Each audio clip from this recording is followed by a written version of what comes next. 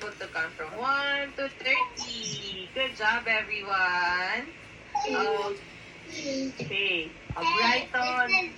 Brighton, there are 12 marbles inside our jar, okay? How many marbles, Brighton? 12.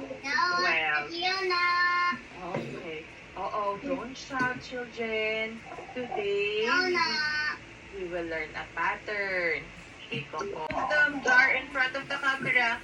There you go. Remove it. Don't cover your face. Don't cover your camera with the jar. Okay, there you go. So now, we will make our patterns for today. Okay, and we will use our paint. But I want to hear everybody use their quiet voices. Can we use our quiet voices? Quiet voices. I can still hear children talking. Four colors for today. And we will use our fingers. So we will use these 4 fingers. 1, 2, 3, and 30. There you go. Wow, we were able to count from 1 to 30. Good job, everyone. Okay. Brighton.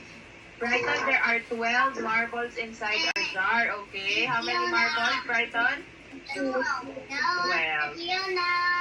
Okay. Don't shout, children. Today, we will learn a pattern.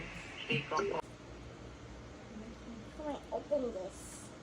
Can I open